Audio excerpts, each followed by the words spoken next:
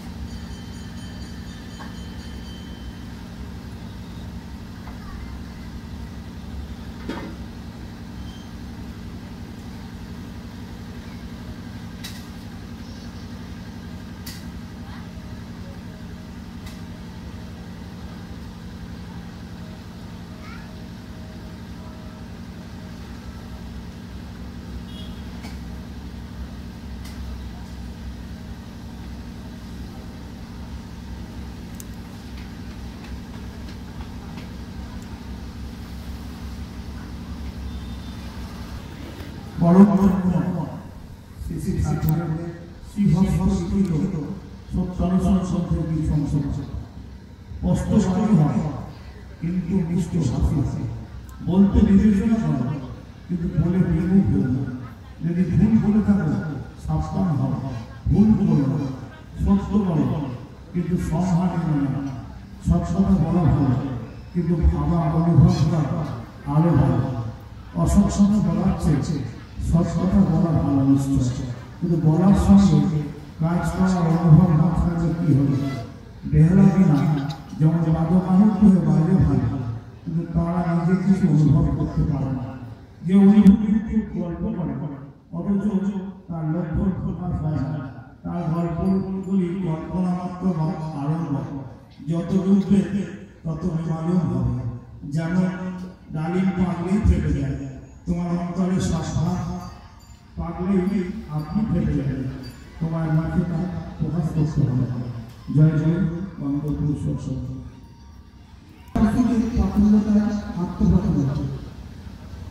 জীবনের প্রথম লক্ষ্যই হচ্ছে চেতনা, আর এই চেতনা স্ফুরিত হয় পারিপার্শ্বিকের জীবনের সংঘাতে, আর তাহা হইতেই বৃত্তি সংহত মনের উৎসরণ। আবার এই মনই অনুকূল ও প্রতিকূলকে বিবেচনা করিয়া মানুষকে চালায়।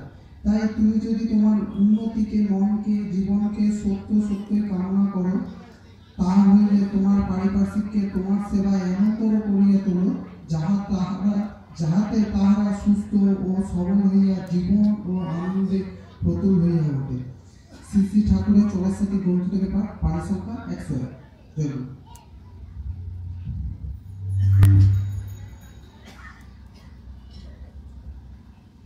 বন্দে পুরুষোত্তম। শ্রী শ্রী ঠাকুরের নারীনীতি গ্রন্থ থেকে পাঠ। মেয়েদের কয়েকটি মহৎ গুণের কথা: আদর্শে অনুপ্রাণিতা, সেবায় দক্ষতা, কার্যে নিপুণতা, কথায় নিষ্ঠতা ও সহানুভূতি, ব্যবহারে সংবর্ধনা, এগুলি মহৎ গুণ। স্বস্তি।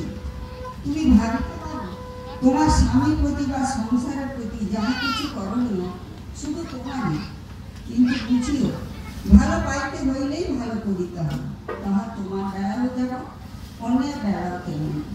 তুমি যদি অন্যের মঙ্গলে যাহা কিছু করণীয় পাওয়ার আশা না রাখিয়া যতদূর সম্ভব উদ্বেগ শূন্যভাবে করিয়া যাইতে পারো, দেখিবে তোমার জন্য, তোমার পাওয়ার জন্য তোমাকে আঁকুবাকু করিতে হইবে না। পাওয়া তো আসিবে, তোমার মনে অন্তরে কে যেন গাহিয়া উঠিবে, স্বস্তি স্বস্তি স্বস্তি। এই হুলুগেরিয়া আটচালাতে হুলুগেরিয়াবাসীদের ঐকান্তিক প্রচেষ্টায় সৎসঙ্গ কেন্দ্র দৈবটি ঘোড়াঘাটার সমস্ত কর্মী দাদা মায়েরা আমরা এখানে উপস্থিত থেকে পরম দয়াল পরম প্রেমময় শ্রী শ্রী ঠাকুর, পরমারাধ্য জগৎজননী শ্রী শ্রী পরমা, পরম প্রতিপদ শ্রী শ্রী পর্দা এবং পরম প্রতিপদ শ্রী শ্রী দাদাকে কেন্দ্র করে এই সৎসঙ্গে সমবেত করেছি। সৎসঙ্গে সমবেত আমরা প্রত্যেকে পরম পিতার আকুল চরণে প্রার্থনা করি এই হুলুগেরিয়া নিবাসী সমস্ত মানুষজন, সমস্ত মা কৃষ্ণপ্রাণ দাদা যারা আছেন, পরম দয়াল যেন তাদের সবার মঙ্গল করে।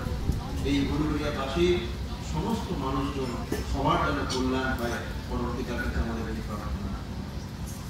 সৎসঙ্গ আমাদের 1.5 থেকে 2 ঘন্টাকালীন অনুষ্ঠান। আমি সবাইকে বলবো সৎসঙ্গ চলাকালীন একটু আমরা বৃথা বাক্যালাপ বা কথাবার্তা না বললেই ভালো হয়। আপনারা সৎসঙ্গ নামময় করে উপভোগ করবেন। জয় গুরু। এখন আমাদের সঙ্গীত পরিবেশন করছে সদ্য দীপঙ্কর গোসাই ভাই, পাটনা মহারিবার থেকে এসছেন সদ্য দীপঙ্কর গোসাই ভাই।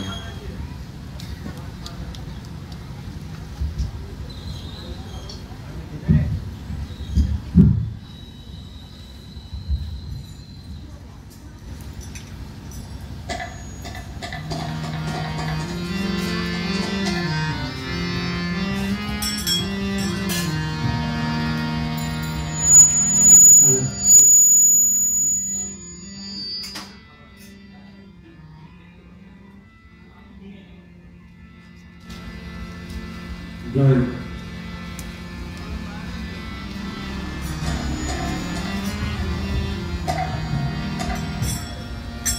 জীবন নাম জীবন্ত হেথা চাহিয়া আছে তোরে,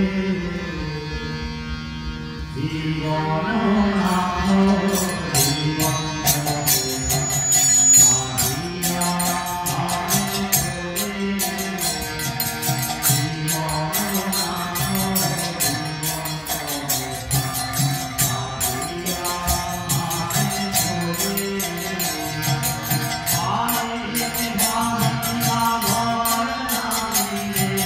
Bye.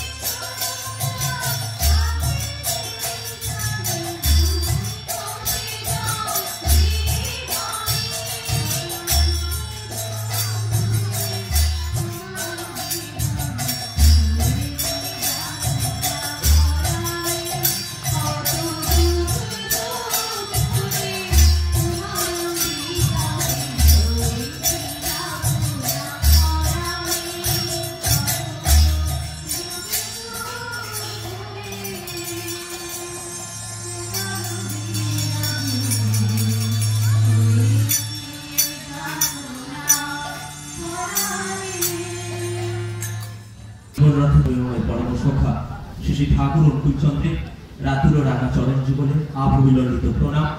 প্রণতি জানায় তারই লীলা সঙ্গিনী জগৎ জননী শ্রী শ্রী বর্মা শ্রী রাঙা চরণ যুগলে। প্রণতি জানায় গুরুমুখ পরমপূজ্য পাদ ও শ্রী শ্রী বর্মা শ্রী চরণ যুগলে। সশ্রদ্ধ বিনম্র প্রণতি জানায় পরমপূজ্য পাদ ও আচার্যদেব শ্রী চরণ যুগলে। এই সময় পরম পিতার বিজয়রথের প্রধান কান্ডারী আমার প্রিয় পরম পূজনীয় অবিন্দা আমার গুরু পরিবারের প্রতি প্রত্যেকে রাতুল ও রাঙা চরণ যুগলে আভবিললিত প্রণাম। এখানে উপস্থিত ঠাকুরের পুত পবিত্র পাঞ্জাধারী কর্মী ভক্তিমতী মা দাদাদের প্রণাম, ছোটদের যারা হার্দিক আনন্দিত জয়গুরু। আজকে এই যে শীতলা মায়ের মন্দিরের প্রাঙ্গণে যে মহতী সৎসঙ্গ, এখানে সত্যি থাকতে পেরে নিজেকে ধন্য এবং গর্বিত মনে হচ্ছে। এত মানুষের ভিড়, সত্যি খুব ভালো লাগছে। নতুন জায়গায় এসে ঠাকুরের কিছু কথা বলার সুযোগ পেয়ে সেইভাবে বলতে পারি না, বলার চেষ্টা করি মাত্র। সুন্দর সুন্দর এতক্ষণ গান কীর্তন শুনছিলাম। শুনতে শুনতে আমার পরম পূজনীয় অবিন্দার একটা গল্পের কথা খুব মনে পড়ে যাচ্ছিল। পরম পূজনীয় অবিন্দা বলছেন, আমার ছোট কাকা অর্থাৎ পূজনীয় বিঙ্কিদা আমাকে আর আমার বন্ধুদেরকে অ্যান্টি সোশ্যাল বলতো। কারণটা কি? কারণ পরম পূজনীয় অবিন্দা আর ওনার বন্ধুরা খুব দুষ্টু ছিল আর দুষ্টুমি করত। পরম পূজনীয় অবিন্দা বলছেন, আমার এই আশ্রমেই জন্ম, আমার এখানেই বেড়ে ওঠা। আমি আশ্রমের সমস্ত রাস্তাঘাট অলিগলি সবকিছু জানি। কোন রাস্তাতে গেলে কোথায় যেতে পারবো সেটাও জানি। সবার সাথে খুব মজা করতাম আর সবাইকে নিয়ে আনন্দে বেঁচে থাকতাম। বলেই বলছেন, একদিন বন্ধুদের সাথে ঘুরতে ঘুরতে আশ্রমের একটা আস্তাবল মানে ঘোড়া থাকার জায়গা রয়েছে, সেখানে তিনি গেলেন। ঘুরছেন, ঘুরতে ঘুরতে এক ভদ্র মহিলার সাথে দেখা হয়েছে। পরম পূজনীয় অবিন্দা একটু মজার ছলে ওই মাকে বলছেন, মা আমরা প্রথমবার এই আশ্রমে এসেছি, আমরা আশ্রম সম্বন্ধে কিছুই জানি না, কিছুই চিনি না, আপনি যদি আমাদের দিকে কিছু বলেন। তখন ওই মা যাজন করতে করতে পরম পূজনীয় অবিন্দাকে ইষ্টবিধির কথা বললেন। বলে বলছেন, এই যে তোমরা আকাশে সূর্য উঠেছে এটা দেখতে পাচ্ছি, সূর্যের আলো তোমাদের দিকে পড়েছে বলে দেখতে খুব সুন্দর লাগছে। ঠিক তেমনি তোমরা যদি ইষ্টবিধি করো না, তোমাদের জীবন আর অন্ধকার আসবে না। কারণ দেখবেন আমরা যখন যাজন করি আমাদের মতন কথাগুলো গুছিয়ে বিভিন্ন ভাবে মানুষের কাছে পরিবেশন করি, যাজন করি। ওই মাও পরম পূজনীয় অবিন্দা আর ওনার বন্ধুদেরকে এইভাবে যাজন করতে লাগলেন। এবার প্রশ্নটা হচ্ছে, আমরা ইষ্টবিধি করবো কেন? ইষ্টবিধি করলে লাভটা কি? ইষ্টবিধি কেনই বা করবে? এটা আমাদের মনে অনেক সময় দীক্ষা নিতে গেলে জিজ্ঞাসা চিহ্ন লাগে যে ঠাকুর অনুকূলচন্দ্রের দীক্ষা নিলে পয়সা তুলতে হয়, তার মানে ইষ্টবিধি করতে। কেন করবো ইষ্টবিধি? তার কারণটা হলো পরম পূজনীয় অবিন্দা বলছে, ইষ্টবিধি হলো আনকনসিয়াস টু, যা আমাদের প্রতিপত্তিকে শেখায় বিনম্র হতে। কারণ দেখবেন গুরুর কাছে শিক্ষা লাভ করতে গেলে আগে বিনম্র হতে। কারণ এই আমরা মাটির কলসি ঘরেতে থাকি, মাটির কলসি তৈরির জন্য শক্ত মাটিতে তৈরি হয় না, নরম কিন্তু কাদা মাটি লাগে ওই মাটির কলসি তৈরি করার জন্য। তাই আগে শিক্ষা লাভ করতে গেলে আমাদের মনটাকে আগে নরম হওয়া লাগে, বিনম্র হওয়া লাগে। পরম পূজনীয় অবিন্দা বলছেন যে রাবণ একজন বড় সাধক ছিল, বিশাল পাণ্ডিত্য সম্পূর্ণ ব্যক্তি ছিল, কিন্তু রাবণের মধ্যে এত বড় অহংকার ছিল, এত অহংকার ছিল যে প্রভু রামচন্দ্র, আজকে যাই আমরা রামনবমী বলি, সেই প্রভু রামচন্দ্রকে পুরুষোত্তমকে চিনতে পারেন। তার ফলে সেই বড় সাধক রাবণের পতন হল। আর আমাদের ইষ্টবিধি হলো সেই যন্ত্র যা আমাদের প্রতিপত্তিকে প্রতিটা মুহূর্ত শেখায় কেমন করে বিনম্র হতে হয়, কেমন করে নরম হতে হয়। বলেই বলছেন যে আমরা যখন ইষ্টবিধি করি প্রত্যুষে উঠে, তখন আমরা কি বলি? জীবজগৎ জীবন কারণ করুণাময় স্বামী, তোমার দোয়ায় নবীছি যখন সকলে পেয়েছি আমি। তাহলে তোমার দোহাতেই যখন সবকিছু পেয়েছি, তাহলে আমাদের প্রতিপত্তিকের মধ্যে এত আত্ম অহংকার কিসের? এত আত্ম অহংকার কিসের? এটা শেখানোর জন্য এই ইষ্টবিধি আমরা করি। আর ইষ্টবিধি করলে কি হয়? বলে বলছেন, ইষ্টবিধি করলে মানুষ বিপথে যায় না, খারাপ পথে যায় না, রাস্তা ভুল করে না। রাস্তা ভুল করার অর্থ আমি এক রাস্তাতে যাচ্ছি সেই অন্য গলিতে ঢুকলাম সে কথা বলছি না, জীবনের রাস্তার কথা বলছি। আমাদের জীবন চোখের যে নদীর যে রাস্তা, সেই রাস্তার কথা বলছি। এই রাস্তা কখনো ভুল হয় না, বিপথের দিকে আমরা কিন্তু যেতে পারি না। আমরা বাপিদাকে সবাই চিনি, যিনি আমাদের আনন্দবাজার বিল্ডিংটা কন্ট্রাক্ট নিয়ে করেছিলেন। ওই বাপিদা মা বাবার সাথে যখন 17-18 বছর বয়স হয়, মা বাবার সাথে ঝগড়া করে বাড়ি থেকে বেরিয়ে চলে আসে। প্রায় 3-4 মাস ওনার বাড়ি আর ফেরে না। তখন ওনার বাবা মা তখন বর্দার শ্বশুরিতে আছেন। ওনার বাবা মা তখন শিশি বর্দার কাছে আসলেন, পিতৃদেবের কাছে এসে প্রণাম করে বলছেন, দাদা আমার ছেলে আমাদের সাথে ঝগড়া করে প্রায় 3-4 মাস হলো বাড়ি যায়নি, আর কেউ কোনোদিন ফিরবে না? সঙ্গে সঙ্গে বর্দা ওনার বাবা মাকে জিজ্ঞাসা করছেন, আপনার ছেলে ইষ্টবিধি করে? বলছে আজ্ঞে করে। বলে বলছে যেহেতু ইষ্টবিধি করে তাহলে ভয় নেই, ও ঠিক ফিরে আসবে। বর্দাকে প্রণাম করে যখন বর্দা বাড়ি থেকে বাবা মা যখন মেয়ের গেট দিয়ে বেরিয়ে আসবে, ঠিক সেই মুহূর্তে বাপিরা, যে ছেলেটা 3-4 মাস আগে বাড়ি থেকে পালিয়ে এসেছিল ঝগড়া করে, ওই গেট দিয়ে ঢুকছে। ওই গেট দিয়ে ঢুকছে। তখন বাবা মার সাথে দেখা হতে যেমন হয়, বহুদিন পরে বাবা মার সাথে দেখা হলো আত্মহারা। তখন 3 জনে মিলে শিশু বর্দার কাছে গেলেন, গিয়ে বর্দাকে প্রণাম করলেন। তখন বর্দা বললেন যে ইষ্টবিধি করলে মানুষ বিপদে যায় না, খারাপ পথে যেতে পারে না কখনো। দেখবেন যে যারা ঠাকুরকে ধরে ইষ্টবিধি করে না, তারা কিন্তু ভয়ঙ্কর পরিস্থিতির মধ্যে আছে। শিশু বর্দা বলছেন খারাপ অবস্থার মধ্যে দিয়ে আছেন। আপনারা আপনাদের আত্মীয় স্বজনের মধ্যে দেখবেন যারা ঠাকুরের দীক্ষা নিয়েছেন কিন্তু ইষ্টবিধি করে না, তারা অনেক কষ্টের মধ্যে আছে, অশান্তির মধ্যে আছে। হয়তো সন্তান হারার অশান্তি, হয়তো তার মধ্যে অর্থ নেই, সেই অশান্তির মধ্যে আছে। তাহলে আমাদের কাজ হলো সেই মানুষগুলোকে যাজনে উদ্দীপ্ত করে আবার এই পথে ফিরিয়ে দেওয়া। তাহলে যাজন করলে কি লাভ হবে? আমি কথা বলতে শিখি। কথা বলতে শেখার অর্থ হলো ঠাকুরকে বুঝতে শিখি, ঠাকুরকে জানতে শিখি। ঠাকুরকে জানতে পারলে আমার মধ্যে জ্ঞান চেতনা বৃদ্ধি হতে থাকে ধীরে ধীরে। আর যাজন করলে কি হয়? আমাদের ঠাকুরের সাথে আমরা যোগযুক্ত হতে পারি। পরম পূজ্য অবিন্দা বলছে মানুষ চুল পাকলে বুড়ো হয় না। মানুষ চুল পাকলে বুড়ো হয় না, মানুষ যখন তার শেখাটা ছেড়ে দেয় মানুষ তখন বুড়ো হয়ে যায়। তাই আমরা যেন আমাদের এই শেখাটা না যেন ছেড়ে দিই, তার জন্য ইষ্টবিধিটা করতে হয়, তার জন্য ইষ্টবিধি করতে হয়।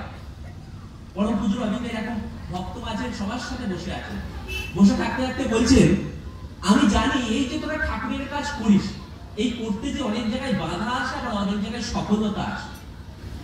কি বলতো, তোদের সাথে তো সাধারণ মানুষের হৃদসংযোগ, সাধারণ মানুষের যোগাযোগ, সেখানে কে তোকে সাহায্য করলো কে করলো না সেটা বড় কথা না, তুই মানুষের সাথে কতটা হৃদসংযোগ গড়ে তুলতে পেরেছিস সেটাই বড় কথা, সেটাই বড় কথা। বলেই বলছেন, তোরা তো অনেকেই গ্রামে থাকিস, গ্রামের গাছেতে কাঠঠোকরা পাখি দেখেছিস? বলছে আগে দেখেছি। বলছে ওই কাঠঠোকরা পাখি গাছেতে ততক্ষণ পর্যন্ত ঠোকরায় যতক্ষণ পর্যন্ত না ওই গাছটাকে ফুটো করে ফেলে। তাহলে আমাদের কাজ হলো ওই কাঠঠোকরা পাখির মতো মানুষের মনটাকে হরণ করে তার চিত্তটাকে যতক্ষণ না ফুটো করে ভগবানে ফেলে দিতে পারছি ততক্ষণ পর্যন্ত ওই মানুষটা না যেন পিছন ছাড়তে পারে, ওই মানুষটা যাতে না ততক্ষণ পর্যন্ত না পিছন ছাড়তে পারে। ওই কাঠঠোকরা পাখির মতো একটা মানুষের পেছনে পেছনে লেগে থাকতে হয়, যতক্ষণ না তাকে ওই পুরুষোত্তমের চরণে নিয়োজিত করতে পারছি ততক্ষণ পর্যন্ত তার পেছন না যেন আমরা ছাড়ি। আর এই কথা বলতে বলতেই পরম পূজ্য অবিন্দা বলছেন যে আমাদের চেতনা থেকে আমরা যেন ঠাকুরকে না যেন কখনো ভুলে থাকি। এই ঠাকুরকে যদি এই চেতনা থেকে ভুলে যায় তখন দেখবেন আমরা বিভিন্ন রকম সমস্যার সম্মুখীন হই। বলে তিনি নিজের জীবনের একটা ঘটনার কথা বলছেন। কি বললেন? বলছেন আমরা কিছুদিন আগে গিয়েছিলাম, প্রায় 1-1.5 বছর আগে, দেখুন পরম পূজ্য অবিন্দার এই কপালেতে একটা টিচ ছিল, দাগ ছিল। চাঁদের উপর যেমন আমরা কলঙ্ক দেখতে পাই, সেই পরম পূজ্য অবিন্দার কপালে একটা দাগকে আমাদের মনে হচ্ছিল যেন কিছুই একটা হয়ে আছে। তো পরম পূজ্য অবিন্দার কপালে একটা দাগ ছিল। বললেন যে যেদিন আমার এই ঘটনাটা ঘটেছিল, মাথা ফেটে টিচ পড়েছিল, সেই দিন বাড়ির লোক কিন্তু আমাকে বাড়ি থেকে বেরোতে বারণ করেছিল, কিন্তু কারো কথা না শুনে বিভিন্নভাবে ভুল বুঝিয়ে তাদেরকে উপেক্ষা করে আমি বাড়ি থেকে বেরিয়ে পড়েছিলাম গুরুজনদেরকে ভুল বুঝিয়ে। বলছেন ঠাকুরও কিন্তু সেদিন আমায় বিভিন্নভাবে সিগন্যাল দিয়েছিলেন আমি যাতে না বাড়ি থেকে বের হয়, কিন্তু ঠাকুরের সিগন্যালও আমি সেদিন উপেক্ষা করেছিলাম, যার ফলে ওই রাত্রিতে বেরোনোর জন্য বন্ধুদের সাথে অ্যাক্সিডেন্ট হয়ে মাথায় আমার টিচটা পড়েছে। পরম পূজ্য অবিন্দা বলছেন আপনারা যদি ঠাকুরের সাথে যদি নিষ্ঠা সহকারে যুক্ত থাকে তাহলে আপনারাও কিন্তু ওই সিগন্যালটা বুঝতে পারবেন, ওই সিগন্যালটা আপনারাও বুঝতে পারবেন। আপনাদের সামনে যখন কোনো যদি বিপদ আপদ উপস্থিত হতে থাকে, যদি ঠাকুরের সাথে নিঃশেষে নিকট ভাবে লেগে থাকতে পারেন তাহলে আমরা ওই সিগন্যালটা বুঝতে পারি। বলে ইষ্টবিধির কথা আবার বললেন, বলে বলছেন হ্যাঁ ইষ্টবিধি করলে কি হয় রে? সবাই বলছেন নিষ্ঠা বাড়ে। বলছে নিষ্ঠা বাড়লে কি হয় রে? সবাই বলছে ভালোবাসা বাড়ে। বলছে ভালোবাসা বাড়লে কি হয় রে? সবাই চুপ, ভক্তমণ্ডলীরা যারা বসেছিল। যখন কেউ কোনো উত্তর দিতে পারছে না, সবাই মনে মনে ভাবছে যে ভালোবাসাটাই তো জীবনের পরিসমাপ্তি। ঠাকুরের যদি জীবনী চরিত্রটা আমরা দেখি, ঠাকুর বলেছেন তুমি আমায় ভালোবাসো, এটাই তোমার জীবনের আদর্শ। তুমি আমায় ভালোবাসো, এটাই তোমার জীবনের আদর্শ। ভালোবাসার পর আর কি থাকতে পারে? তখন পরম পূজ্য রবীন্দ্র বলছেন ইষ্টভীতি করলে মানুষ বিনম্র হয়। আমি আগেই যে কথাটা বললাম, মানুষ বিনয়ী হয়, মানুষের অহংকার ক্ষয় হয়। তিনটে কথা বললেন। বলছে মানুষ বিনয়ী হয়, তার সাথে কেমন করে কথা বলতে হয় সেটা শেখায়, বিনয়ী হয়। আর অহংকার ক্ষয়, আমাদের প্রত্যেকের মধ্যে অহংকার আছে, আমি আগেই বলছিলাম, সেই অহংকারটা ক্ষয় হতে থাকে। এই ইষ্টভীতি করাটাই এত মহৎ গুণ। কারণ আমাদের সামনে ইষ্টভীতি নিয়ে কিন্তু অনেক প্রশ্ন থাকে, তাই আজকে ইষ্টভীতি নিয়েই বললাম যে ইষ্টভীতি করলে মানুষ বিনয়ী হয়, বিনম্র হয়, মানুষের অহংকার হয়। এবার তার ইষ্টভীতি করবো কি করে? সঠিক উপায় আছে তো ইষ্টভীতি করা। কখন করবো? পরম পূজ্যপাদ আচার্যদেব অমুদাকে জিজ্ঞাসা করছেন, এই অনু, এই যে তুই সকালে প্রত্যুষ ইষ্টভীতি করিস, তোর কখনো চোখের জল পড়ে? অমুদা বলছেন, আমি আমার গুরুকে সকালে উঠে আমার দিনের সবচেয়ে ভালো জিনিসটা নিবেদন করতে চোখের জল আসবে কেন? আচ্ছা দাদা বলছে, দূর পাগল, আমি ইষ্টভীতি করলেই না আমার মাঝে মধ্যে না চোখের জল পড়ে। বলছে কেন? বলছে পরম পিতাই গোটা বিশ্বটাকে, এই দুনিয়াটাকে সৃষ্টি করেছে, তারই সবকিছু নিয়ে তাকে নিবেদন করছি, তাই তাকে যখন কিছু কিছু নিবেদন করি না, আমার না মাঝে মধ্যেই চোখের জল আসে।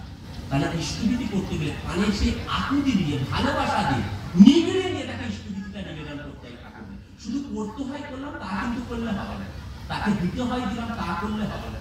প্রাণের ভালোবাসা দিয়ে, আকুলতা দিয়ে তার চরণে সেটা নিবেদন করতে হয়। কারণ তিনি কিন্তু আমাদের দোরগোড়ায় দাঁড়িয়েই তাকে ওটা গ্রহণ করার জন্য, কখন তাকে দেবে। আর ইষ্টভীতিটা কখন করতে হয়? সেই প্রত্যুষে। শ্রী ঠাকুর তখন পাল্লারে বসে আছে, শ্রী বর্দা ডান দিকে বসে আছে, বাঁ দিকে আছে পরমসদ্য বঙ্কিমদা। পাল্লার একদম অন্ধকার, তখন ভোর 7:30 বাজে, কেউ নেই আশেপাশে। হঠাৎ করে ঠাকুর অন্ধকারের দিকে কাউকে তাকিয়ে প্রণাম করলেন। বঙ্কিমদা সঙ্গে সঙ্গে জিজ্ঞাসা করলেন, ঠাকুর ওই দিকে তো কেউ নাই, আপনি কাউকে প্রণাম করলেন? তখন ঠাকুর বঙ্কিমদাকে বললেন, বঙ্কিমদা, আসামের এক মা জীবনের প্রথম এই ব্রহ্ম মুহূর্তে ইষ্টভীতি নিবেদন করলাম, সেটা গ্রহণ করলাম। তাহলে ইষ্টভীতি কখন নিবেদন করতে হয়? কিন্তু সেখানে ব্রহ্ম মুহূর্ত, ওই যে ডাকে পাখি ছাড়ে না বাসা, পাখি ডাকবে তার বাসাটা কিন্তু ছেড়ে যাবে না, সেই ব্রহ্ম মুহূর্তে আমাদের প্রতিপত্তিকে ইষ্টভীতি করা লাগে। তাহলে সঠিক সঠিক সেই ইষ্টভীতিটা নিবেদন করা হয় আমার গুরুকে, আমার পুরুষোত্তমকে, যাকে আমি জীবনে গুরুরূপে গ্রহণ করেছি, তার চরণ। তাহলে ইষ্টভীতি করতে হয় সেই ব্রহ্ম, আমাদের প্রতিপত্তিকে যেন সঠিকভাবে তার চরণে সেটা নিবেদন করতে পারে। আর একটা ছোট্ট ঘটনা বলে পরম পূজ্য রবীন্দ্র আমি শেষ করব। এই শতবর্ষের উৎসবে হয়তো এই ঘটনাটা অনেকেই শুনেছেন, যে তাকে যদি প্রাণ ভরে ডাকি তিনি যে সাড়া দেন, তারই একটা স্বাবলম্বী ঘটনা, সহজ সরল ভালোবাসার একটা ঘটনা। এই শতবর্ষের উৎসবে এক দাদা গিয়েছেন, তিনি শুনে এই ঘটনাটা বলেছেন, আমি সেটাই শুনে বলছি। পরম পূজ্য রবীন্দ্র ভুবনেশ্বর টুরে গেছেন, উড়িষ্যার টুরে। ওখানে এক দাদাকে বললেন, গাড়ি বের কর, বেরোবো। তো গাড়িতে করে পরম পূজ্য রবীন্দ্র বনের মধ্যে দিয়ে যাচ্ছেন, যেতে যেতে হঠাৎ করে তিনি বলছেন এই গাড়িটা ডান দিকে ঘোরা। আবার কিছুক্ষণ পরে বলছে এই গাড়িটা বনের বাঁ দিকে ঘোরা। সেই সরু রাস্তাতে বনের মধ্যে দিয়ে গাড়িটা যাচ্ছে। যে দাদা ঘটনাটা বলছেন, তিনি বলছেন এই বনের মধ্যে থেকে এত সুন্দর রাস্তাটা আমি জানতাম না, আমার এখানেই জন্মগ্রহণ করা 20-25 বছর, এখানেই বেড়ে ওঠা, কিন্তু এই বনের মধ্যে থেকে রাস্তাতে যেতে পারবো সেটা কখনো আমি ভাবিনি। তো পরম পূজ্য রবীন্দ্র ডাদিক বান্দি করতে করতে এইভাবে পথ দেখিয়ে দেখিয়ে তাদেরকে নিয়ে যাচ্ছে। বনের মধ্যে হঠাৎ করে গিয়ে একটা বাড়ি উঠানের সামনে, গেটের সামনে দিয়ে গাড়িটা থামানো। বাড়িটা, এই বাড়ির গেটটা, দরজাটা বেশ মোটা পাতা দিয়ে বনের মতো তো সুন্দরভাবে সাজানো।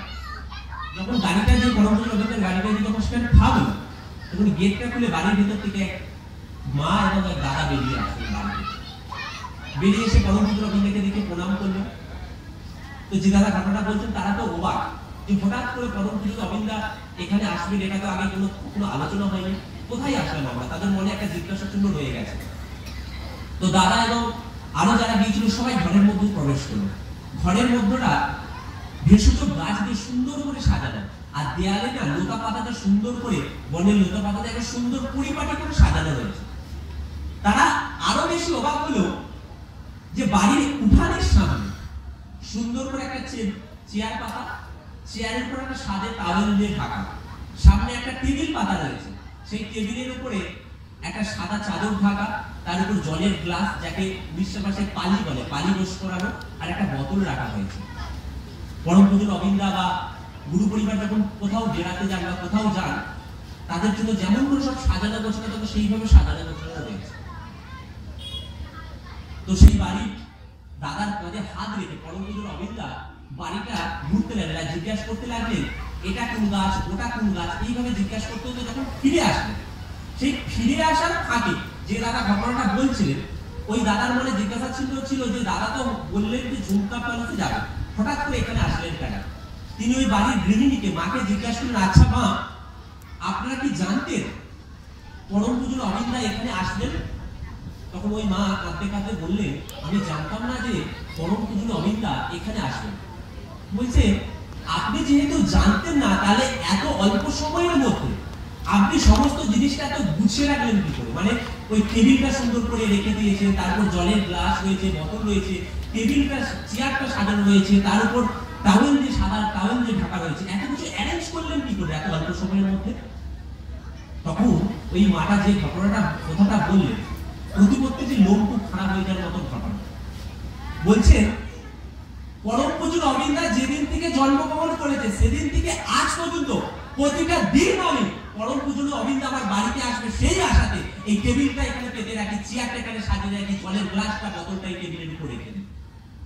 ঘটনাটা জোর হলে 2-3 বছর আগেকার ঘটনা হবে। পরম পূজনীয় অবিন্দা জন্মগ্রহণ করেছে 2000 সালে, তাহলে 20টা বছর ওই মা একই কাজ করে গেছে। কোনো না কোনো এক সময় পরম পূজনীয় অবিন্দা তার বাড়িতে আসবেন, তার হাতে জল খাওয়া। পরম পূজনীয় অবিন্দা বাড়িতে ঘুরে এসে সেই মায়ের প্রত্যাশা অনুযায়ী চেয়ারে বসলেন। মায়েরকে জিজ্ঞাসা করলেন, মা, আমায় জল খাওয়াতে পারবেন? মা এক গ্লাস জলও খাওয়া। সেই মায়ের যেগুলো ইচ্ছা ছিল সব ইচ্ছাগুলো পূর্ণ করলেন।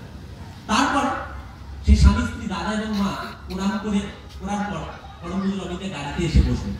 গাড়িতে এসে বসার পরে গাড়ির এক দাদা বলে, তোর কাছে 4000 টাকা হবে? বলছে আগে হবে।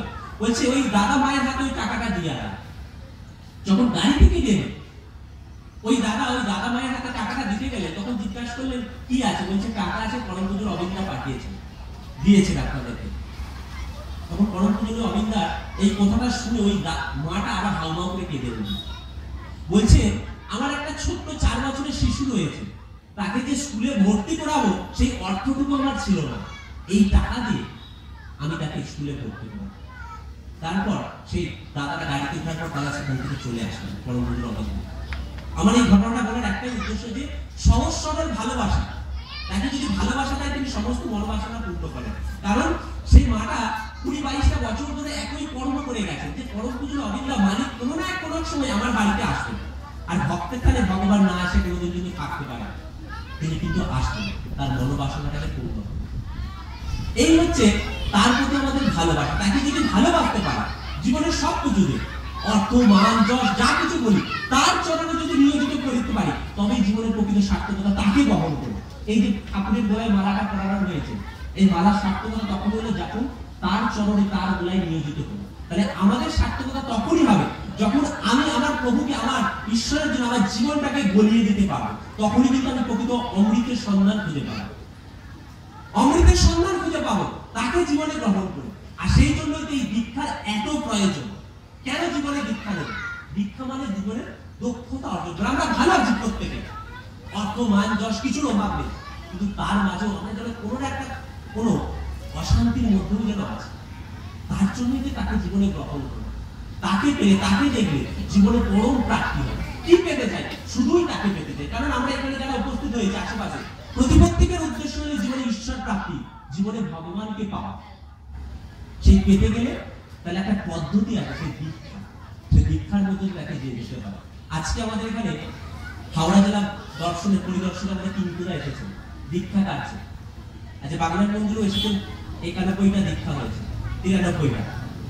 এই দীক্ষা কার্যে এসেছে কেন এসেছেন? আমাদেরকে বাঁচানোর জন্য, আমরা যাতে তার চরণার্চিত হতে পারি, কারণ আমাদের সামনে ভয়ঙ্কর একটা দুর্দিন আসছে, যেটা আমরা করোনা পিরিয়ড দেখেছি, আমফান ঝড় দেখেছে আমাদের জীবনে। কতটা মানুষ ভয়ঙ্করের মধ্য দিয়ে জীবনযাপন করেছে, সেখান থেকে উত্তীর্ণ করার জন্য, সেখান থেকে সঠিক পথ দেখানোর জন্য আমাদেরকে তিনি এই যাজন কার্যে বেরিয়েছেন, দীক্ষার কার্যে বেরিয়েছেন। তাই এখানে যারা উপস্থিত হয়েছেন, যারা এখনো ঠাকুর সেই সৎ নামে দীক্ষা গ্রহণ করেননি, আমি তাদের কাছে করজোড়ে প্রার্থনা করবো, আপনারা সেই সৎ মন্ত্রে দীক্ষিত হন, ঠাকুরের চরণাশ্রিত হন। কিছু লাগে না, আমার ঠাকুর বেহুশ ঠাকুর, এই ঠাকুরেরকে নিতে গেলে কিছুই লাগে না, শুধু তাকে ভালোবাসা। তিনি শুধু ভালোবাসার কাঙ্গাল। আমি বিশ্বাস করি সবসময় বিশ্বাস ভালোবাসা দুটো জিনিসের উপর টিকে রয়েছে। তাকে ভালোবাসা দেখেন, সবকিছু পাবেন জীবনে। আর এই যে ডিপিওয়ার্কের কথা বলি ছোট্ট করে, ডিপিওয়ার্ক মানে দীক্ষাপত্র সংশোধন, আমি বলি নিজের জীবন চরিত্রটাকে সংশোধন। কারণ কি, আমরা যখন এই যে ডিপিওয়ার্কে পেরাই, যে মানুষগুলো ঠাকুর থেকে দূরে সরে গেছে, কোনো এক সময় ঠাকুরকে গ্রহণ করেছিল, আমাদের দ্বারা আঘাত পেয়ে, ঠাকুরকে না বুঝতে পেরে তারা সরে গেছে আমাদের থেকে, ঠাকুর থেকে। আমাদের কাজ হলো সেই মানুষগুলোকে আবার ঠাকুরের চরণাশ্রিত করা, তার চরণে নিয়োজিত করা, সেই মানুষগুলোর দাঁড়ে দাঁড়ে যাওয়া, মানুষগুলোর বাড়ি বাড়ি যাওয়া, তাদেরকে ফিরিয়ে নিয়ে আসা, তাদেরকে যাচন করা। আর এই ডিপিওয়ার্ক করলে কি হয়, যেটা আমি বিস্তারিত বলছিলাম না, ভালো কথা বলতে শিখি। কেন, মানুষকে যখন আমি কিছু বলবো, আমি যখন শিক্ষক, আমায় কিছু জানতে হবে, নাহলে আমি আমার ছাত্রদের কি শিক্ষা দেবো? তাহলে আমি যখন যাজন করবো, তখন ঠাকুর সম্বন্ধে আমাকে জানতে হবে। তাহলে ঠাকুরকে আমি বুঝলাম, শিখলাম, জানলাম, তবেই তো মানুষকে পরিবেশন করলাম। তাহলে এই ডিপিওয়ার্কে গেলে আমাদের জীবনের পরিবর্তন হতে থাকে, চরিত্রের পরিবর্তন হতে থাকে, আমাদের যেগুলো ভুল বাঁধতে ছিল সেগুলো সংশোধন হতে থাকে। তার জন্য ডিপিওয়ার্ক করতে হয়। ডিপিওয়ার্ক মানে শুধু ইষ্টভীতির চালনা নয়, শুরু করা নয়, মানুষকে সঠিক পথ দেখানো, মানুষকে তার চালনা শুরু করা। তাই আসুন, এই কর্মযজ্ঞে নিজেদেরকে আহুতি দিয়ে নিজের জীবনকে তো ধন্য করবে, সেই সঙ্গে পরিবার, পরিজন, পরিবেশকে, সমাজকেও ধন্য করবো। কারণ আমি একা ভালো থাকলে ভালো থাকতে পারবো না, পরিবার পরিজন যতক্ষণ না ভালো থাকতে পারবো, ততক্ষণ আমি একা ভালো থাকতে পারবো। তাই এখানে আজকে যারা আমরা মহতি সৎসঙ্গে উপস্থিত হয়েছি, আমরা স্বর্গরাজ্যে বাস করছি, কারণ সৎসঙ্গে স্বর্গবাস, আমরা সবসময় বলি। তাই তার চরণে নিজেকে সম্পূর্ণভাবে সারেন্ডার করে নিজের জীবনটাকে আহুতি দেবে। প্রতিপত্তিকে, এই গ্রামবাসীদের, আমার এই কথার আবার যতদূর পর্যন্ত মানুষের কানে যাচ্ছে, প্রতিপত্তিকে মঙ্গল কামনা করি পরম পিতার আতুর চরণে। সবাই ভালো থাকুন, আনন্দে থাকুন, আর প্রিয় পরমকে নিয়ে আনন্দে বেঁচে থাকুন। জয় গুরু। এখন একটি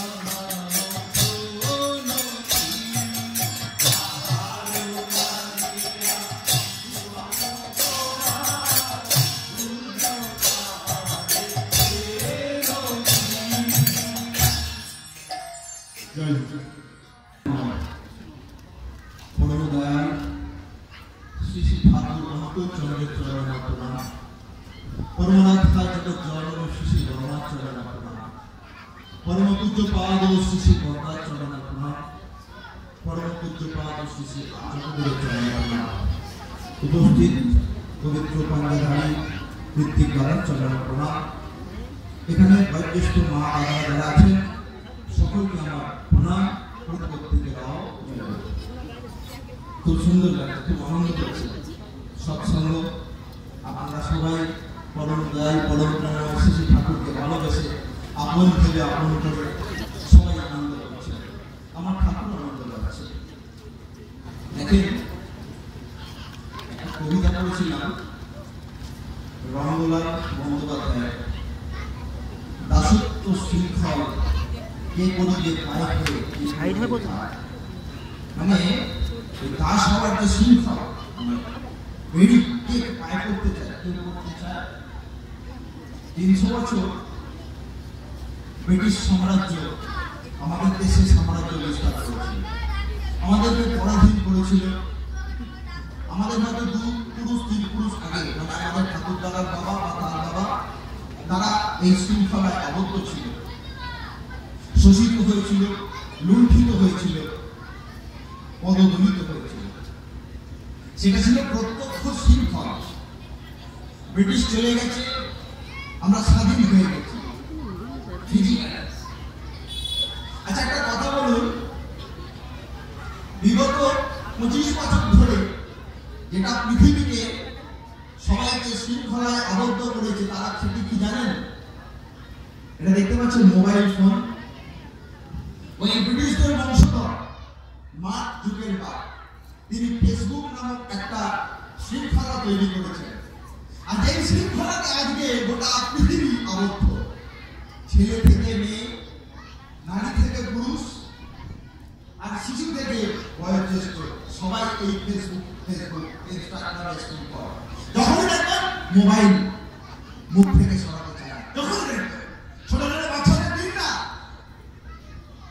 মা ছোট বাচ্চাকে রান্না করবেন, সংসারের কাজ নির্বাহ করবেন। আমাদের মায়েরা বাচ্চাদেরকে এই শৃঙ্খলাটা ধরিয়ে দিচ্ছে। সে চুপ করে বিছানায় বসে থেকে 2 ঘন্টা 3 ঘন্টা যতক্ষণ খুশি কার্টুন দেখবে। এটা বলে শৃঙ্খলতা। চোখ নষ্ট হচ্ছে, মেমোরি এই যে মাথা মস্তিষ্কের কোষ শেষ হয়ে যাচ্ছে। আগামী 20 বছরের মধ্যে আমাদের প্রত্যেকটা সমাজে যে সমস্ত শিশুরা জন্মগ্রহণ করবে, তারা পঙ্গু হবে, তারা বিকলাঙ্গ হবে, তারা মানসিকভাবে বিকৃত হবে, সেই দিকে চলে যাবে। এই শৃঙ্খলা আমরা যা ছিলাম তাই আছি। আর আজকে জানেন, গোটা পৃথিবী জুড়ে পাড়ায় পাড়ায় তো দেখবেন ফেসবুক জ্ঞানী আমরা। আমাদের জ্ঞান ফেসবুকে সীমাবদ্ধ। ফেসবুকে যদি কোনো উত্তেজনা দেখি, ফেসবুকে যদি কোনো কিছু ঘটনা হচ্ছে, লেগে পড়লাম। ফেসবুকের গল্প শুনে বাড়িতে ঝগড়া হচ্ছে, ফেসবুকের গল্প শুনে সমাজে ঝগড়া হচ্ছে। আমরা শৃঙ্খলায় আবদ্ধ। আমরা যেখানে ছিলাম সেখানে আছি। পরম প্রেমময় পরম দয়াল শ্রী ঠাকুর চন্দ্র বললেন যে ভারতবর্ষ সেদিন থেকে অবদলিত হয়েছে, ভারতবর্ষ সেদিন থেকে ভুলণ্ঠিত হয়েছে, যেদিন থেকে ঋষিবাদ ছেড়ে ঋষিবাদের উপাসনা আরম্ভ করেছে। তার নিজস্ব যে সত্তা, তার নিজস্ব যে সংস্কৃতি, সেই ঋষিবাদকে যেদিন থেকে ভারতবর্ষ ছেড়েছে, সেদিন থেকে ভারতবর্ষ পরাধীন হয়েছে, আরও আছে। পরম প্রেমময় পরম দয়াল ঠাকুর চন্দ্র বললেন, বুদ্ধ ঈশায় বিভেদ করে শ্রী চৈতন্য রসুল কৃষ্ণে জীবোদ্ধারে আবির্ভূত হন। এক তোরা ভাই জানিস নি? পরম পুরুষ চৈতন্য মহাপ্রভু নদিয়ার রাস্তায় যাচ্ছে হরিনাম সংকীর্তন করতে করতে, জগাই মাথায় এসে তার মাথা দিল ফাটিয়ে। চৈতন্য মহাপ্রভু বললেন, মেরেছিস বলছিস না, তা বলে কি প্রেম দেব না? ছাড়লেন না, তিনি জগাই মাথাকে প্রেম দিয়ে উদ্ধার করলেন। পরম পুরুষ পরমহংস রামকৃষ্ণ দেব, পরম দয়াল ঠাকুর চন্দ্র তার সত্যানুসরণ গ্রন্থে লিখছেন ভগবান শ্রী শ্রী রামকৃষ্ণ দেব। পরম প্রেমময় পরম দয়াল ঠাকুর চন্দ্র তার নিজ সংস্কৃত লিখিত সত্যানুসরণ গ্রন্থে লিখছেন ভগবান শ্রী শ্রী রামকৃষ্ণ দেব। তিনি বলে গেছেন, কামিনী অঞ্চল থেকে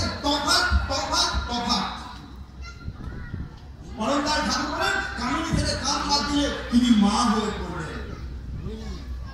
পরমদার ঠাকুর অনুকূলচন্দ্র বললেন, প্রত্যেকটা নারী নিজের মায়ের একটা ভিন্ন রূপ, প্রত্যেকটা নারীকে নিজের মা ভাবতে হয়, নিজের মায়ের মতো ভাবতে হয়। তাই তিনি সৎসঙ্গীদের বলেন, সব মেয়েদেরকে মা বলবি, সবাইকে মা বলবি, ঋষি বাদের সংস্থা। পরমদার ঠাকুর অনুকূলচন্দ্র খুব সহজ করে একটা কথা বললেন। পরমদার ঠাকুর বললেন, আমার নয় বিবেকানন্দ রামকৃষ্ণ চাই না, আমার রামকৃষ্ণ বিবেকানন্দ চাই। আমার বিবেকানন্দ রামকৃষ্ণ চাই না, আমার রামকৃষ্ণ বিবেকানন্দ চাই। মানে কে বিবেকানন্দ? নরেন্দ্রনাথ দত্ত। কে ছিল সে? জানি না। পরম পুরুষ রামকৃষ্ণ দেবের সংস্পর্শে যে সান্নিধ্যে যে বিবেকানন্দ হয়েছিল, তার দয়ায় তার স্মরণ হয়েছিল। পরম পুরুষ রামকৃষ্ণ দেব তার শেষ বয়সে তার এক ভক্ত শিষ্য, এক মাতাল গিরিশ ঘোষ তাকে খুব ভালোবাসত। সেই গিরিশ ঘোষের পরপরটা নিজে নিয়ে নিয়েছিলেন। আপনারা জানেন রামকৃষ্ণ দেব যন্ত্রণাক্লিষ্ট, ভাই ক্যান্সার হলে যন্ত্রণা তো হবে। রামকৃষ্ণ ঠাকুর যন্ত্রণাক্লিষ্ট বিছানায় শয্যা আসায় এবং তার যন্ত্রণা হচ্ছে। আর বিবেকানন্দ তাকে পরখ করে একবারে বেছে বুঝে রোগড়ে ভালো করে বুঝে গেছে যে ইনি ভগবান। তারপরে তার দীক্ষাও নিয়েছে। তারপরে পরম পুরুষ রামকৃষ্ণ দেবের শয্যার পাশে বিবেকানন্দ দাঁড়িয়ে আছে।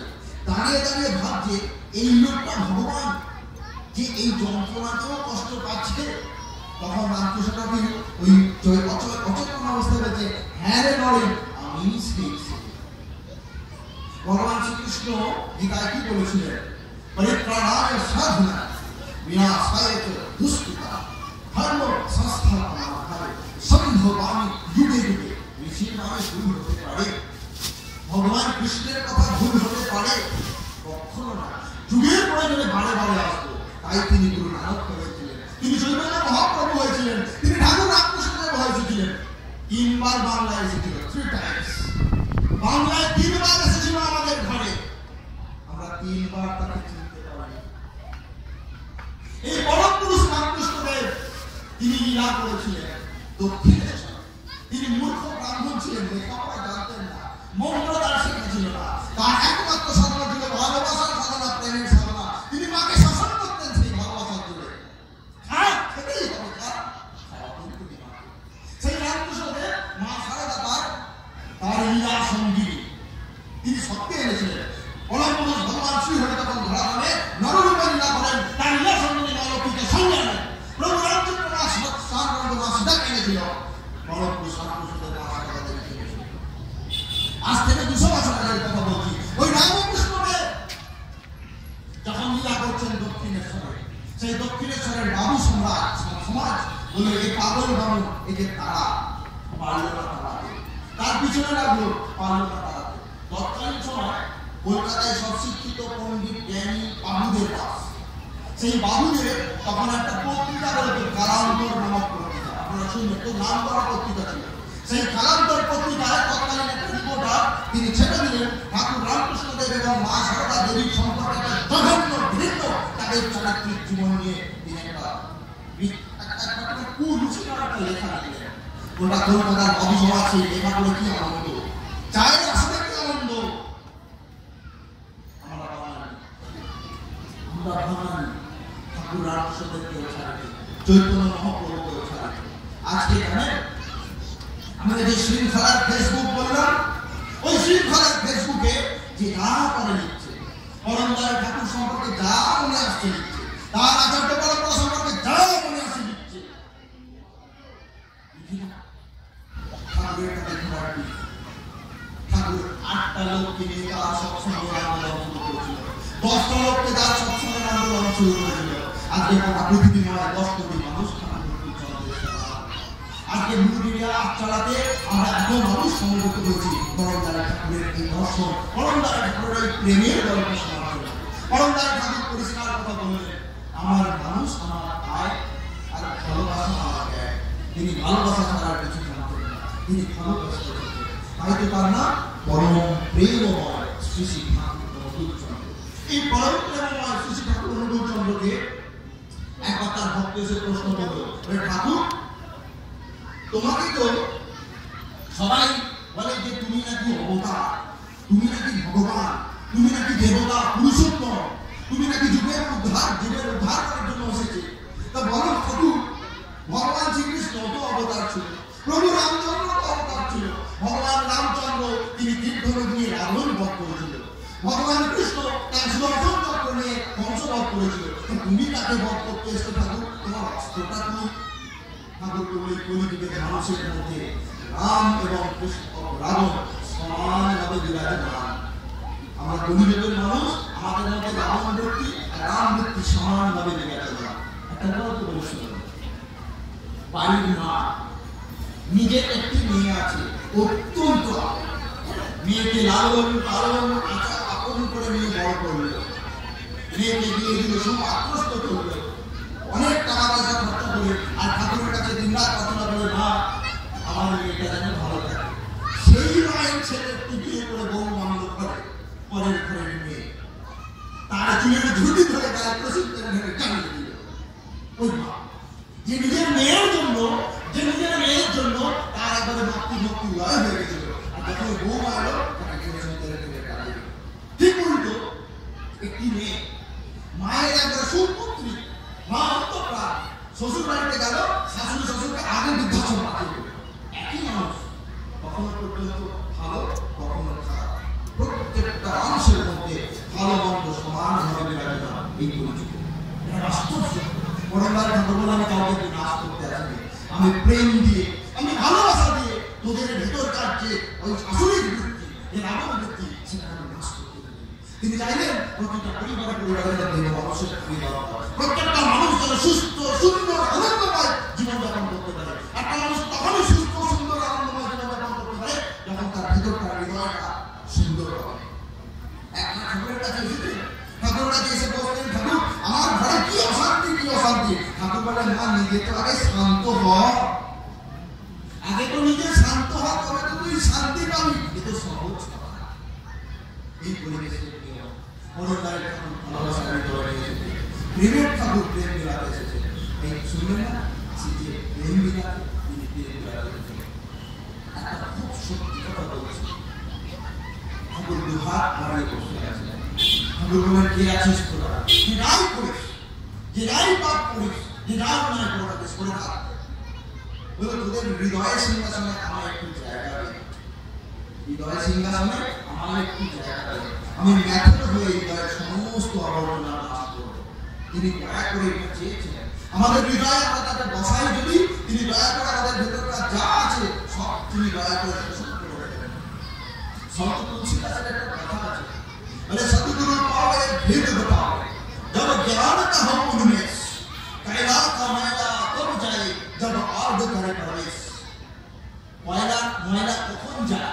কয়লাকে সাবান দিলে তার ময়লা যায়? বলে কয়লাতে আগুন লাগিয়ে দাও, যেটা ছাড়খাড় হয়ে যাবে, কালো সঙ্গে সঙ্গে নাশ হয়ে গিয়ে সব সাবান হয়ে যাবে। তেমনি বলে সতগুরু পাবে ভেদ बतावे, যখন তুমি কিছু সদ্গুরু পাবে, যে যখন তোমাকে ভালো মন্দের ভেদাভেদ শেখাবে, সেই সদ্গুরু কোনো নাম যখন আমাদের ভেতরে পড়বে, সেই সৎনাম যখন আমাদের এই হৃদয় পড়বে ভেতরে, সেই নামের প্রভাবে আমাদের ভেতরে পরিবর্তন নাশ হবে। আমরা আমার বয়স দেখছেন খুব বেশি নয়, আপনারা এখানে আমার অনেক মাতৃ সমাজ আরো অনেক বেশি, অনেক আমার মায়ের থেকেও অনেক বয়সে বড় মায়েরা আছেন।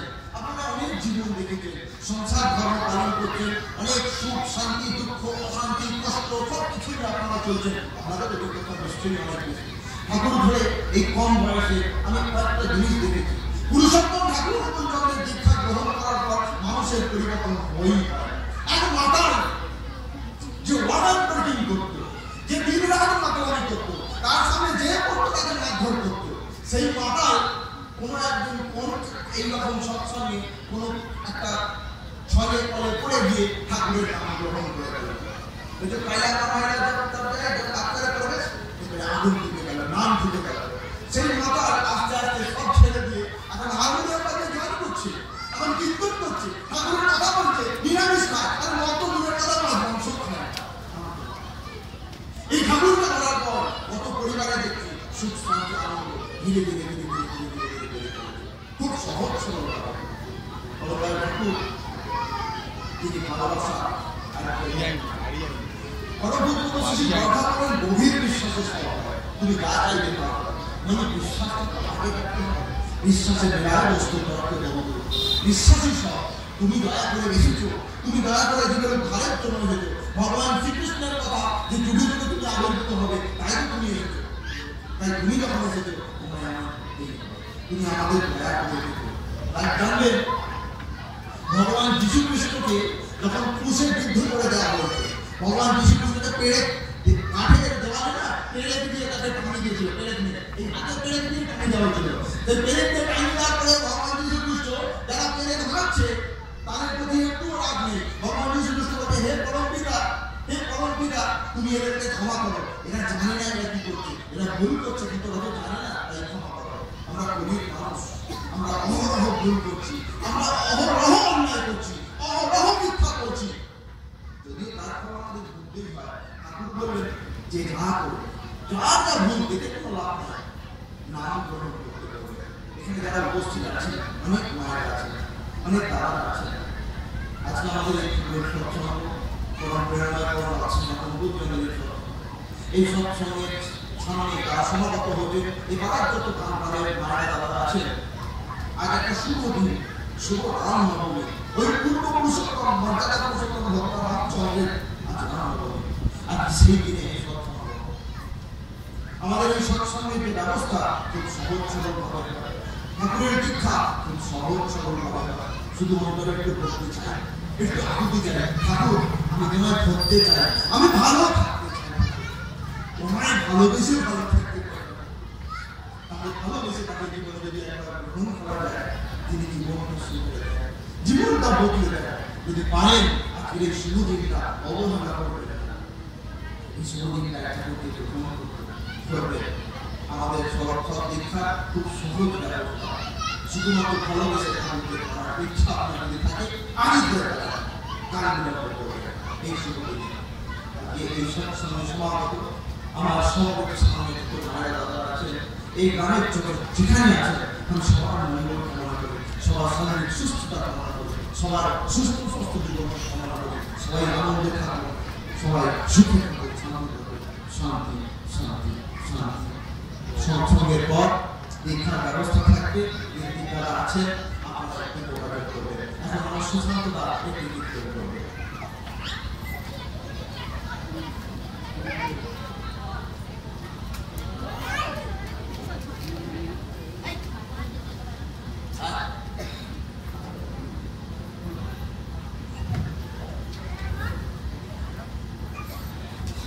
জয় গুরু, সবাইকে জয় গুরু। স্বপন দেখুই বলছিল মা কালের কথা। আমি এসেছি এক মা কাল পরিবার থেকে। আমার দাদুরা বাপেরা সেই বংশ পরম্পরা মদ খেয়ে খেয়ে শেষ হয়ে গেছে। এই যে এত কথা হচ্ছে, এই ভালো লাগছে আপনাদের যারা দীক্ষা নেয়নি? আশেপাশে অনেক মানুষ ছড়ে ছুটে বসে আছে, এই সৎসঙ্গে কি ভালো লাগছে? আমার কিন্তু ভালো লাগে। যদি একটা খ্রিস্ট হতো, কালী পুজো হতো, খুব আনন্দ হতো। আমি তো সে আনন্দ করেছি। আমি ওরকম মদে খুব আসক্তি ছিল, খুব ভালো লাগতো। খেয়ে সারা রাত পড়ে থাকতাম, সকালবেলা ধুলো মেখে ঘর আসছি, হ্যাঁ, ঘরে ঢুকতে না ঢুকতে অসাধ্য। তো একটা সময় আমার এক সিনিয়র বন্ধু, আমরা ইলেকশনে ভোটে খুব রাজনীতির মধ্যে মেতে থাকতাম, আমি আমার জীবনের কথা বলছি। তো সে আমাকে জোর করে একরকম দীক্ষার কথা বলে ঠাকুরের সঙ্গে যুক্ত করে দেয়। এই যে আজকের দিনে ঠাকুরের মানুষরা ডিপির কাজ মানে দীক্ষা নেওয়ার কথা বলছে, বা যারা দীক্ষা নিয়েছে তারা ঠিক চলতে পারছে কিনা, ঠাকুরের সঙ্গে যুক্ত আছে কিনা, এটা আমি মনে করি আপনাদের সৌভাগ্য। কারণ এই দীক্ষা নিয়ে যে মানুষের জীবন পরিবর্তন হয়, আমি আমার জীবনে দেখেছি। সত্যি তিনি অনুভব করার মানুষের জীবনকে, তবে তার সঙ্গে যুক্ত হয়ে থাকতে হবে। আমি দীক্ষা নিয়েছি বলেই আমার সব পরিবর্তন হবে এটা নয়। এক দাদা ঠাকুরের কাছে গেলেন, যে বলছে কই আমি তো দীক্ষা নিলাম, কই আমার তো কিছু আর হলো না। বলে কিছু যদি না হয় কেন এসছিস তাহলে আমার কাছে? কিছু তো আছে, সত্যি কিছু আছে। যারা দীক্ষা নেয়নি বা অনেকে ছোট দীক্ষা নিয়ে আছেন, আমাদের দীক্ষা নিয়ে আছে, তবু আমি বলছি আগে সদ্গুরু দীক্ষা নেন।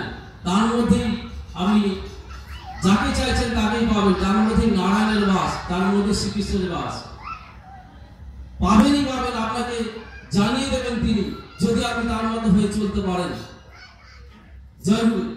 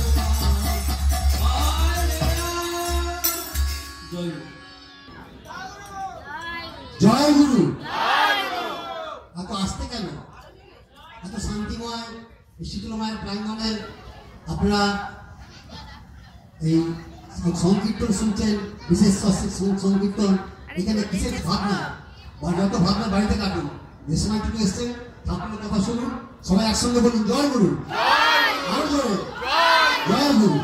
গুরু ব্রহ্মা গুরু বিষ্ণু গুরুদেব মহেশ্বর গুরুদেব পরম ব্রহ্ম তস্মৈ শ্রী গুরুবে নমঃ।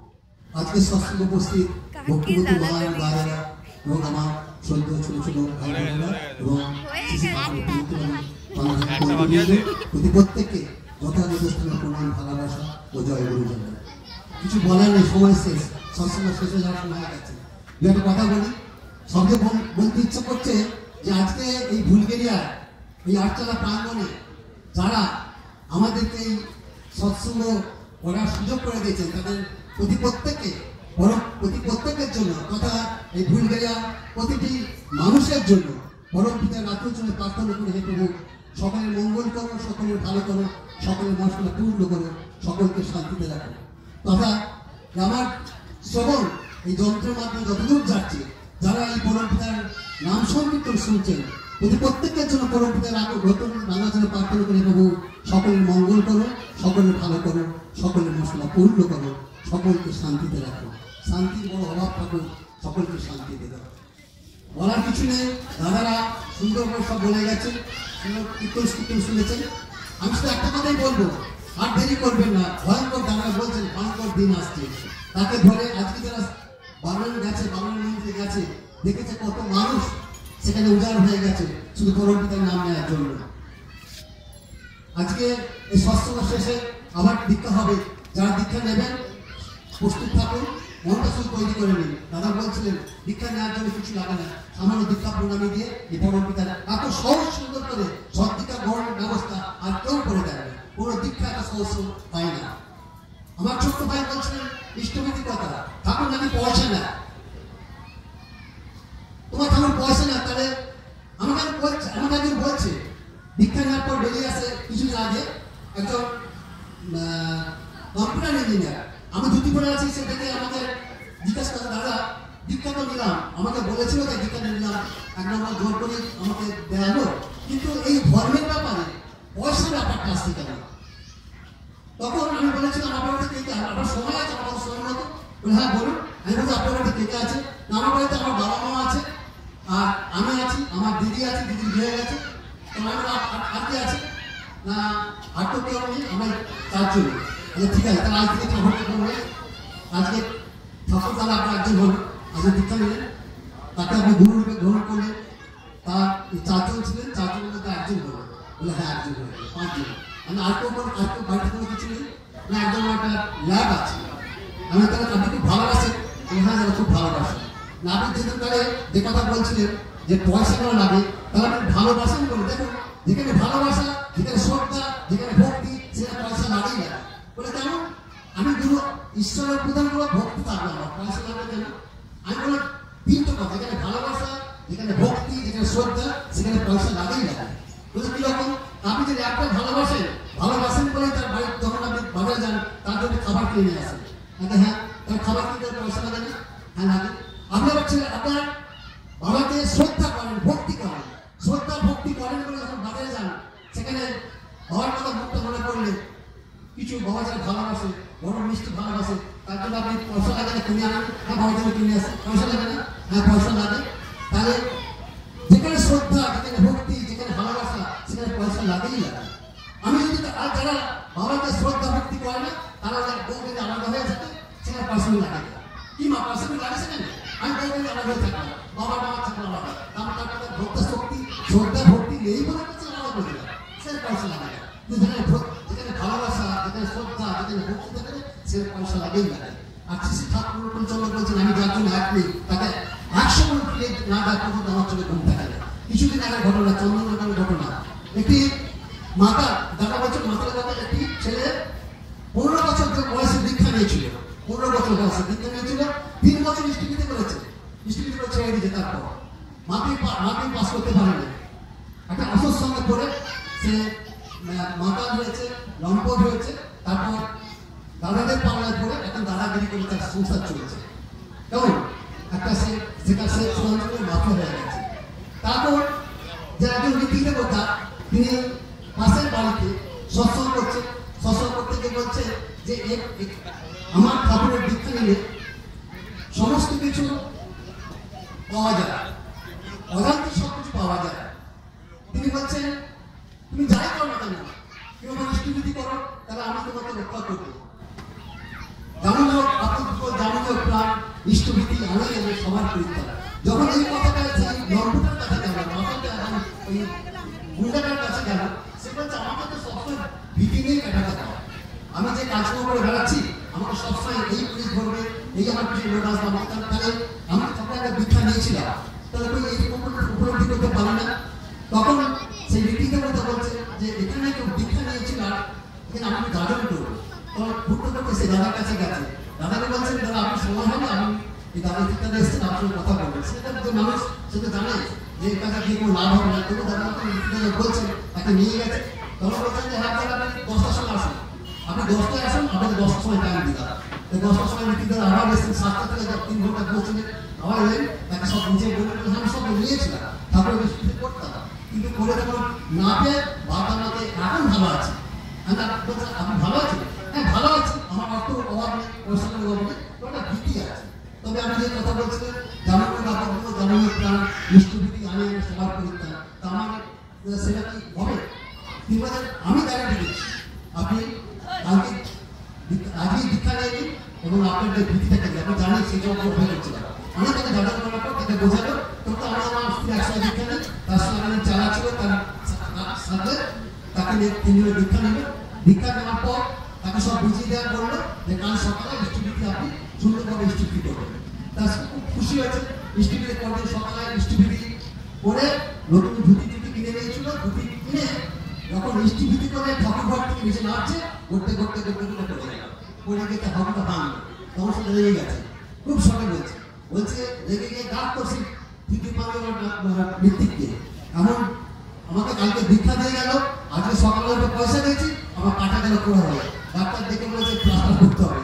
তখন তোমার 1 মাস পিছনে শোনো, আমি 1 মাস পিছনে শুনতে গেলাম মানে আমার কত রাগ করছি, ডাক আমি প্লাস্টারটা করে নিয়ে আসি, তোর বিক্রিতে বছর টাকা দেবে বলে দেখছি তোর কত বড় বিক্রি হয়ে গেছে। তখন তো সে তিনি শুনে তো কত খাচ্ছে, বলুন বাবা কি হবে, ঠিক আছে আমি 4টার সময় যাবো, বিকেলে 4টার সময় যাবো। তার বিকেলে 4টার সময় গেছে, তার মধ্যে প্লাস্টার করে নিয়ে এসে পিছনে শুয়ে আছে, বাড়িতে বাড়ি ভর্তি লোক, কিন্তু একজন ঠিক আছে ওখানকার মানে একজন দাদা সবাই চালাচালি এসে গেছে।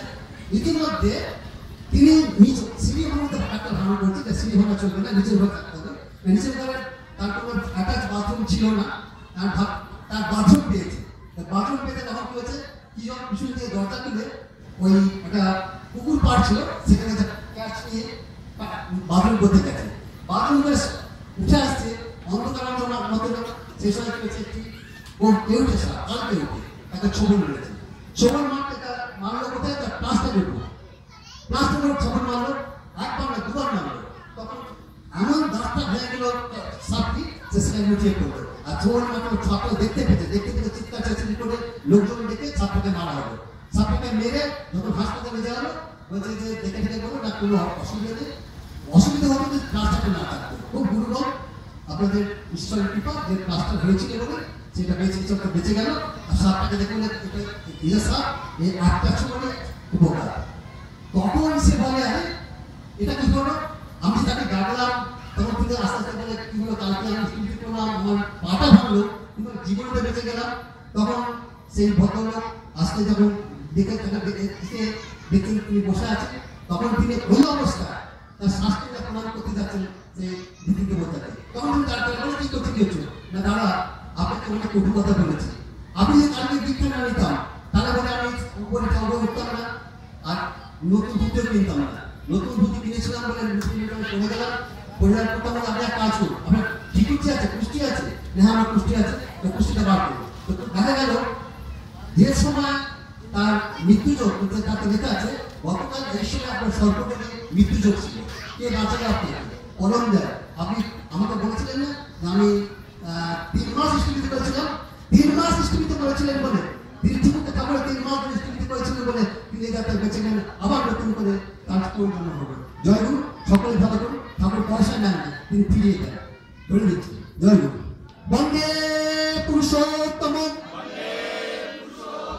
বন্দে পুরুষোত্তমম বন্দে পুরুষোত্তমম परम प्रेममय श्री ठाकुर चंद्र जी की परम प्रेममय श्री ठाकुर चंद्र जी की परम प्रेममय श्री ठाकुर चंद्र जी की करुणाध्य जगज्जननी श्री बरमा की करुणाध्य जगज्जननी श्री बरमा की करुणाध्य जगज्जननी श्री बरमा की करुणापितुपाद श्री बड्डा की करुणापितुपाद श्री बड्डा की करुणापितुपाद श्री बड्डा की करुणापितुपाद श्री आचार्य देव की करुणापितुपाद श्री आचार्य देव की करुणापितुपाद श्री आचार्य देव की सत्संग की वंदे पुरुषोत्तमम वंदे आचमृते वंदे मातृवर्णं वंदे अहं कृष्णदैवतं वंदे पुरुषोत्तमम परम प्रेममय श्री ठाकुर चंद्र जी की। आज के मध्य शास्त्र के शेष